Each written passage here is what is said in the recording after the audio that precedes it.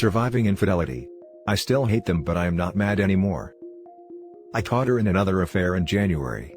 She was also messaging another 2 men but hadn't met with them, yet she broke down a few nights later about how she hated being in the house with us, me and 2 kids, and just wanted to leave. Her affair partner offered to let her move in. So, she left me and the kids. At this point, I despise him and what he is doing. He is also still married, and my soon-to-be ex-wife is living in the house with him, his wife, and his 2 kids. It ripped my heart out and hurt so bad for a while. But now I am just disappointed. He promises he will divorce her soon and marry my soon-to-be ex-wife.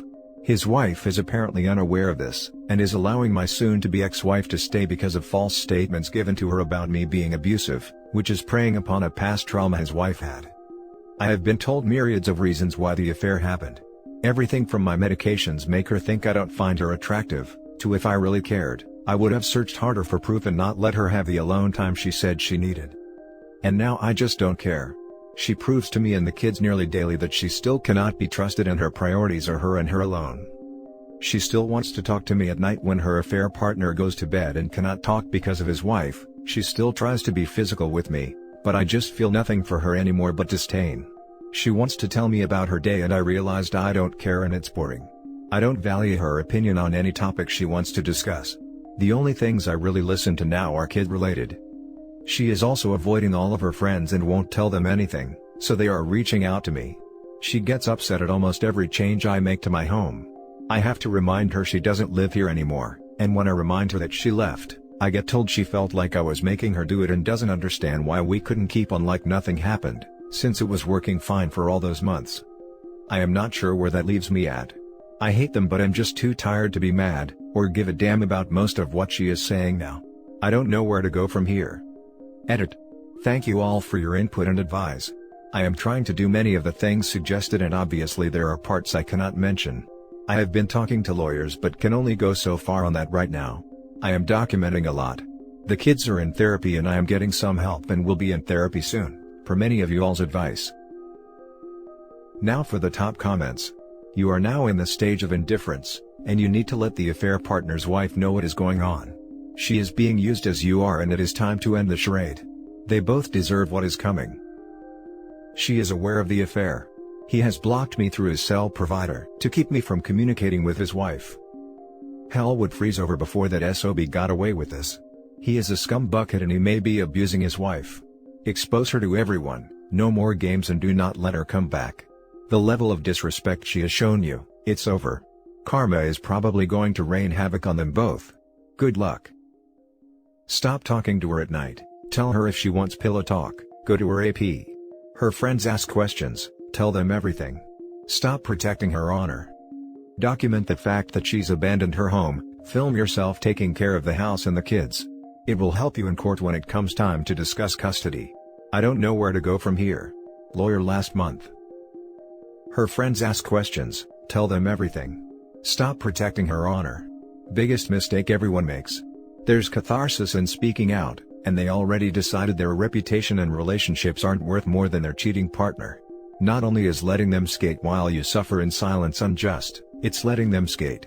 They cared zero for your pain, but we always look to defend them from their choice to hurt us.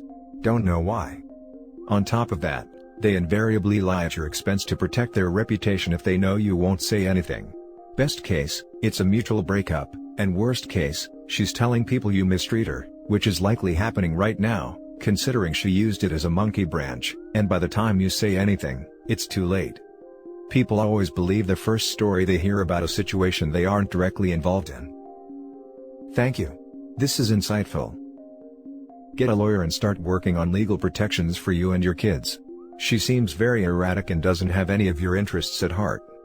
It seems you're not happy with your situation, so a formal arrangement to share custody and separate finances etc. will be beneficial, because you can then go no contact with her, apart from co-parenting communications. Divorce may be an option for you after you've given yourself some time to decide. Either way, something has to change. You will never heal with her in your face all the time. You need space, you need your own time for yourself. The prospects of her changing look bleak, mate. I hope you find healing and happiness with or without her in your life. It's about time you out your own happiness as a priority. We are in the middle of a bankruptcy and she had to specify a budget to them which included what insurance she covers and the child support she is paying me. They told me this will help me later as she has documented what she is currently doing, and will give a good basis for future action. She had to list what she contributes to affair partner's household. So I do have things documented. A lot beyond that too. Bankruptcy lawyer said no new lawyers right now, or it will muck that up. So we are both stuck. Now for the next story. She just won't go away. This is kind of a I need advice rant, inside post. My ex and I have been separated since May, divorced since September, and she somehow always finds a way to sneak into my life in one way or another. It's an email asking if I have something I forgot to pack months and months ago. 2 months ago, she had packages delivered here on accident, and we had to have a mutual friend pick it up. Now she has all of a sudden found out that we owe additional state taxes from 3 years ago when we were still married. Mind you, she's the one that cheated and wanted out of our marriage, but for someone who wants out of our marriage, she has done a good job of randomly appearing in my life. The second part is, she won't stop reaching out to my friends to talk, or hang out, or want to meet up. Obviously they let me know, but they are people who are only friends with her because of me. Why continuously hassle them? I cannot understand the thought process here. On top of that, we moved to another city a few years back, but she is going down to the city we lived in before, not sure why. She didn't have any friends left there, and she reached out to my friends to see if they wanted to catch up. One of my best friends still lives there and she even reached out to here to catch up. This friend hasn't spoken to her since all the cheating stuff happened. Can someone please help me understand what is going on, and maybe help me come up with something remedy this issue? Also, every time she pops up, it makes me feel like I have taken 3 steps back. Which is very unfortunate, because I have made great strides in my journey of healing. Now for the top advice. Fairly simple really OP. That grass that she thought was greener. Turns out that it tastes like crap. She's living a Groundhog Day life now. Every day is the same. Every time she opens her eyes in the morning, she's waking up to yet another karma day. That coworker whose D she couldn't get enough of. Just a distant memory now. Oh, for the good old days when her life was simple. What you have to do OP is to develop an attitude of total indifference. Don't react to anything. No communication. No conversation. Don't react in any way. Any reaction is just ego kibble for her.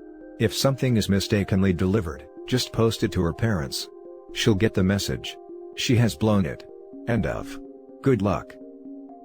My favorite saying about the greener grass is, the grass on the other side only appeared greener, because they weren't watering their own lawn. It is all about control. She no longer has any direct control over you. That won't stop her from trying. If she has no current information about you, it will motivate her to reach out to your friends. Every time she pops up, it makes me feel like I have taken 3 steps back. This is the whole point. She does not want you to move on. This is best explanation here and somewhat what I would have posted. OP please read this because this what she is trying to do. It gives her validation that what she did was not that bad and keeps you tethered.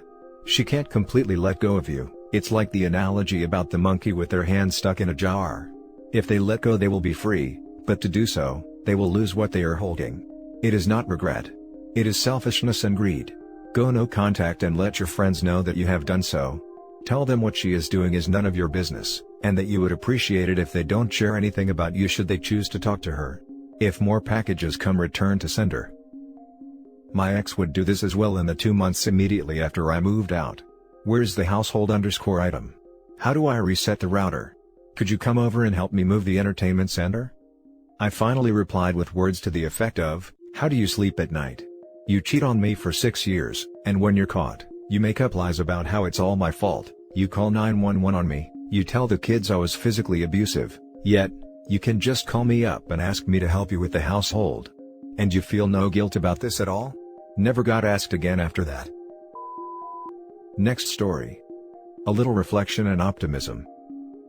This May will mark a year since finding out that my ex-wife was in an affair with an old crush for over a year, and ex-dated another guy before that. We were in a dead bedroom the entire marriage. I planned on leaving on my own if it didn't get better. She kept it affair going at his place, and our place. Unprotected action, and a pregnancy scare. She even let the loser play a specific game on my PS4, that I bought just for her. She hid everything through 6 months of marriage counseling.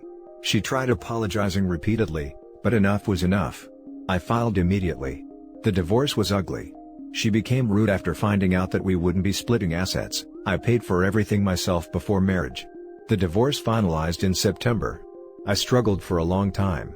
I'm grateful for my family, friends and therapy that helped me get to where I am today. I was no contact for almost 6 months until she messaged me right before New Year's. She said that she wanted to apologize again, and she never meant to hurt me. She asked for my forgiveness again. Finally, she said that I'm a good man, and not to let the pain of her betrayal ruin my next relationship. I didn't respond. I won't lie, that message knocked me back down for a while. I've done a lot of thinking since getting that message. We had so many great times together, despite the dead bedroom. I really thought she was my soulmate. I did everything for her. Looking back, I realized that she had issues, and I learned a lot from this mess. This is her loss. Can't believe that I put up with lies in a dead bedroom for years. I'm extremely embarrassed about being so naive, but it is what is it. Fast forward to today, I would say I'm doing much better. I moved back home to save for my first house. I got a promotion at my job. I'm working on dropping my quarantine pounds. I've been on a few great dates. Sometimes, I look back and think of the good times I had with my ex. The future we could have had. I thought I was treating her so well. I cooked, helped her travel more, bought her nice stuff, etc. My women relatives, friends and therapists all say that I'm a gem when it comes to the current selection of men. I wouldn't go that far lol, but I did my absolute best to make my ex happy. I'm looking forward to improving myself and reaching my goals. One day, I hope I find someone genuine who will show me what a normal relationship is supposed to feel like. Until then, I'm enjoying the single life. Hang in there everyone. Now for the top comments. Good job on not messaging her back. That's key. Don't involve yourself with her again. You may have had great times with her, but just let those be memories. Congratulations for coming out on the other side with such a positive attitude. Good on you for not responding to your ex's message. She was probably hoovering and trying to get some sort of validation/reaction/absolution from you. I also like that you have incorporated the concept of radical acceptance, or it is what it is, in your healing process. I think posts like yours will help a lot of people still struggling with the betrayal and the end of their relationships. Best of luck to you, your future looks bright. Good on you. You should be really proud of yourself and where your life is going. You grabbed the bull by the horns. Don't beat yourself up about your naivety. I'd call it going into a relationship in the best of intentions, just with someone who turned out to be the wrong person. I'm sure that you have learned a lot and won't let history repeat itself.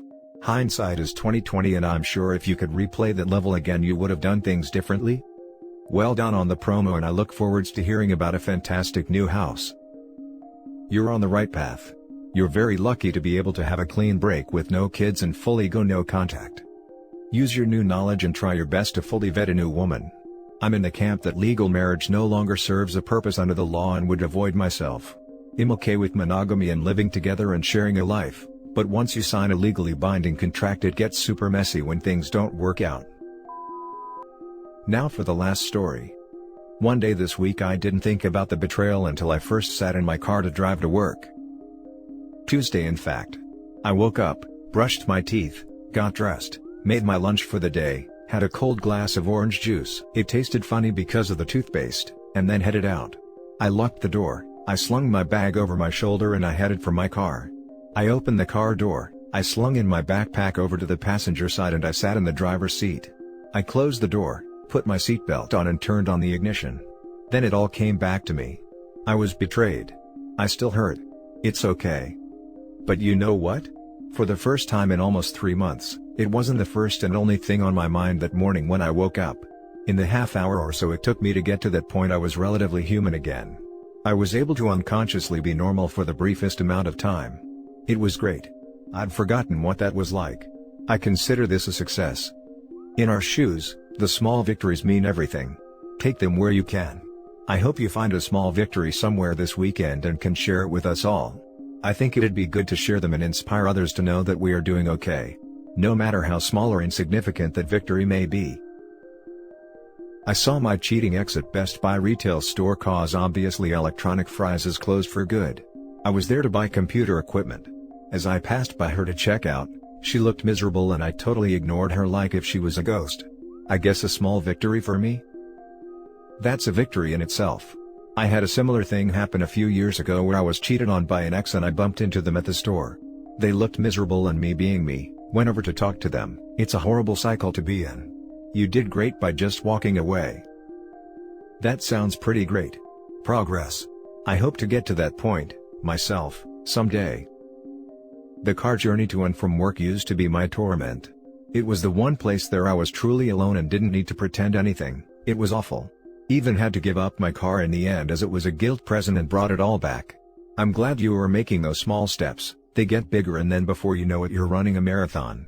It's almost exactly 2 years ago for me my life crashed. I gave him another chance which was the worst time of my life before discovering he had not ended it 6 months later. This time last year waiting for the divorce, finalized in July, I am now finding myself again and so much happier. 1 year post-divorce this year. One thing I will say is never compromise and put yourself first. Good luck. I think this is why it hit me as soon as I entered the car. The car journey to and from work is a blessing and a curse at times. I've made so much progress in these journeys. I have so much farther to go though, through self-reflection, and thought that I probably should be grateful for, but some days they are really hard. Did you ever find yourself driving with no radio/music playing because you were so in thought, and not thinking of the silence because in your head, it was so loud and full of worry and uncertainty? I've had it happen so many times and it shows just how much these betrayals affect us deeply. Nothing else matters when you are so deep in thought. I hope you are doing okay. Thank you for your kind words. And that's it for this video guys. If you have thoughts to share, leave a comment below. Don't forget to hit like and subscribe if you like this content. I'll catch you in the next one. Good day everyone.